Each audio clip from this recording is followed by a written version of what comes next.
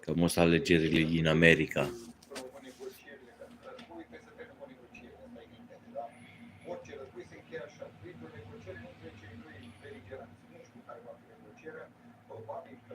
De să văd ce prosteală pe față, vă prostește ce cum vrem.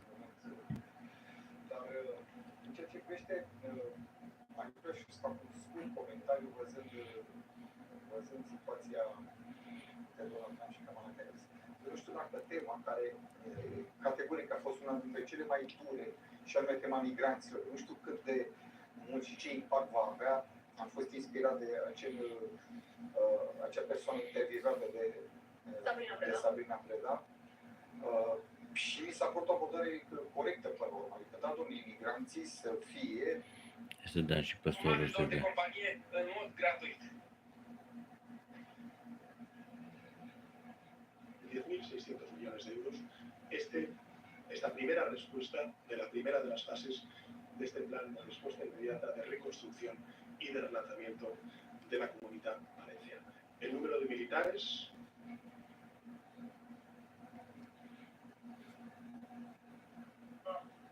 noi suntem care ne-am opus de fiecare dată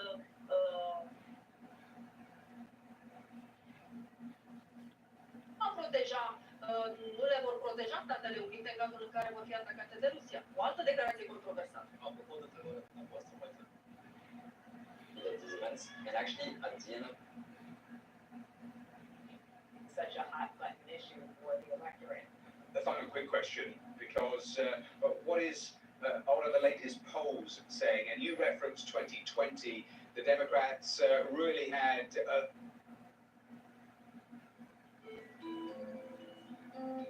nature has all of the solutions. We just have to fashion from it. Different plants, different trees, different vegetables. Și pe mandatul anterior, domnul președinte Trump, la vremea respectivă, a pus o presiune enormă membrelor state. Vă las pe voi să vă distrați și voi aici. Cel puțin 2% din PIB pentru programul de înarmare și necesitarea armatelor naționale. De asemenea, într-o delegație pe care am făcut-o acum într-o altă țară, în Coreea de Sud, se vorbea despre aceeași presiune, inclusiv pe pactul de stabilitate din Asia-Pacific. Deci domnul Donald Trump este cunoscut ca fiind mai degrabă o persoană care, în ciuda acordurilor internaționale, hotărăște să meargă pe o cale proprie. E un lucru care uneori chiar pune probleme chiar de Departamentul de Stat american. Cu siguranță, dacă vom avea învingătoare pe Kamala Harris, vom avea o continuare a administrației Biden, mă rog, cu niște accente, modificări în funcție de programul pe care și l-a ales Kamala Harris. În schimb, doresc iar tot, dacă va reveni Donald Trump, atunci lucrurile se vor schimba. În foarte multe aspecte, pe noi ne interesează în mod direct aspectul războiului, dar mai este și aspectul economic, pentru că Europa în momentul de față este măcinată de această criză economică. Da, sigur, îl cunosc liderii europeni pe Donald Trump pentru că au lucrat împreună, inclusiv cu România s-a lucrat, zic eu, destul de bine, cu administrațiile republicane în general, dar și cu cele democrate. E clar că va influența într-o anumită măsură alegerea unui candidat sau altuia, dar un lucru e clar. În primul rând trebuie să ne gândim la România. România a avut relații bune și cu administrațiile democrate și cu cele republicane. Sigur că ne dorim ca războiul să încheie cât mai repede și da, îmi doresc să existe o soluție și părerea mea că va fi. Chiar dacă va ieși Trump, chiar dacă va ieși Kamala Harris, la un moment dat războiul trebuie să se închidă cât mai repede și cred că după aceste alegeri vor exista anumite discuții la nivel înalt pentru încheierea războiului din Ucraina. Însă ne dorim ca America să fie acea America pe care o știam noi mai de mult, în care, indiferent că erai democrat sau republican, Cine credeți, dragii mei, că o să iasă acolo? Părerea mea că o să iasă Kamala. Fără niciun dubiu. americani era una sănătoasă. Asta îmi doresc să se întâmple și după aceste alegeri, indiferent de rezultat. Și Occidentul, în general, se iasă întărit. Pentru că Occidentul se află într-o situație complicată. Avem o alianță a răului, spune o axa răului a dictatorilor, cu China, Iran, Rusia și alte țări satelit. Avem mișcarea economică BRICS, care pune presiune pe Occident. Așadar, ne trebuie lideri occidentali care să ducă acest Occident în americanilor. Vreau să fac această precizare imediat, pentru că și noi suntem în campanie electorală, iar în America vedem că se face campanie electorală chiar și acum, în timpul votului. Ceea ce eu cred că este un lucru, până la urmă, realizat și în România. Noi am ajuns în acea nebunie de nu mai aveam voie sau nu mai afișe în campanie electorală cu cei care candidează. În America se face și astăzi campanie pe străzi. Ați văzut acel camion cu Donald Trump. Vreau să vă arăt niște imagini foarte interesante din India. Se fac rugăciuni în satul bunicului Kamalei Harris. Se fac rugăciuni și pentru Donald Trump. Haideți să vedem imaginile care sunt virale pe internet. Fac rugăciuni și contra rugăciuni.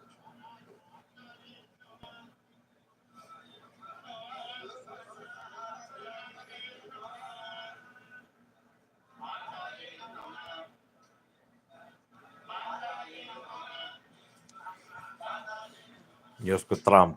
Da, imagini inedite. Vorbea și mai frumos. Vă arăt și imaginile cu măsurile de securitate și aici vreau să vă cer un similar. Dacă ne așteptăm la proteste violente după această zi a votului, deja se fac scenarii, sau democrații fac scenarii, ce facem dacă Donald Trump iese și spune că a câștigat alegerile și apoi o să spună că au fost fraudați.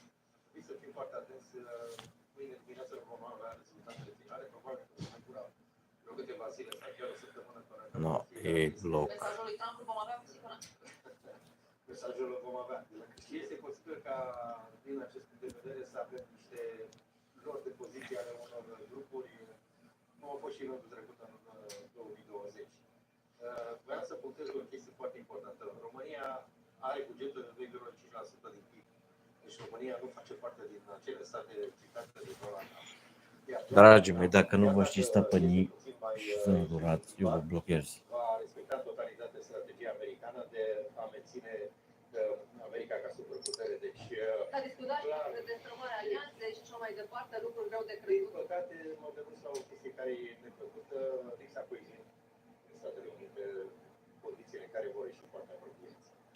Bun, îi mulțumesc, domnule Tăcărescu, pentru intervenție. Vreau să mergem mai departe, domnule și domnilor. Evident, ne uităm la ceea ce se întâmplă în Statele Unite. Vom reveni când Donald Trump ajunge la secția de vot. Însă vreau să vedem ceea ce este o premieră după 1989. 3 candidați la prezidențiale se bat pe același premier. Ilie Polojan este președintele Consiliului Județean Bihor și Elena Nastoni și domnul Ciucă și domnul Ciolacu ar dori ca domnul Bogdan să fie premier. La lansarea programului de guvernare al PNL, domnia sa a venit cu viziunea despre ceea ce trebuie să facă România în următoarea perioadă. And then we got to ask ourselves about, do we want to continue to be a country that has to spend 2 weeks counting ballots? But tonight is the election that we have, and so, look, it's going to be a late night. I think you're going to be up late. We're all going to be up late, but I'm very hopeful that Donald Trump will be the 47th president. What are you? I mean, you've run campaigns. You know what this is like. What are you going to be looking for tonight once polls close as early indicators of the way things may be going? I mean, do you have your own cheat sheet of where you look for telltale signs?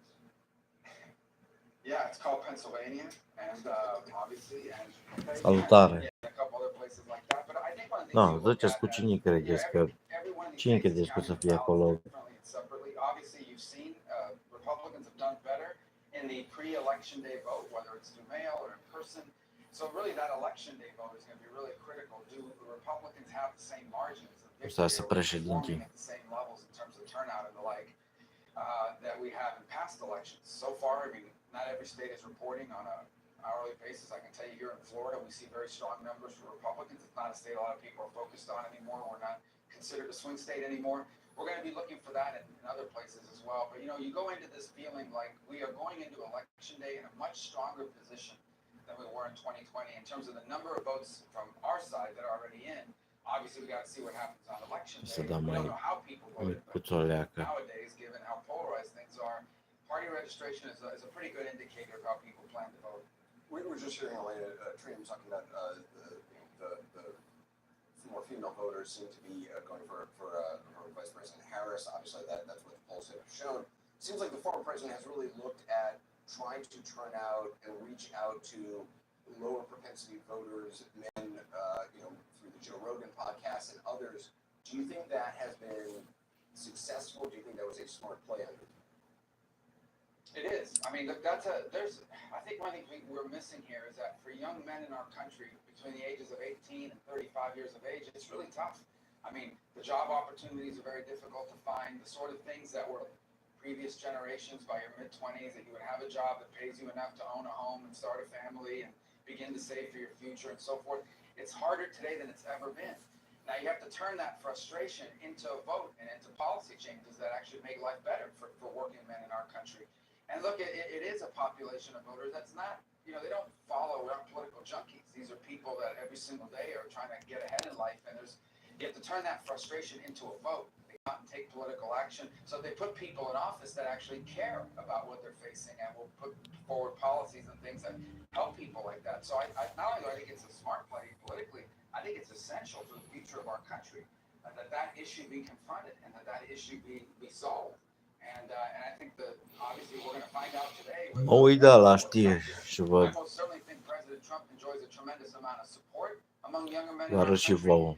That Poate support că has to turn into votes, and that's what vă we're interesează. watching for today and what we're hopeful of. Vice President Harris, in her closing day or two, wasn't even mentioning the former president by name. I just want to play something that the former president said after midnight last night at his final campaign rally. Că dacă e și nebună, e Kamala Harris. Și asta totuși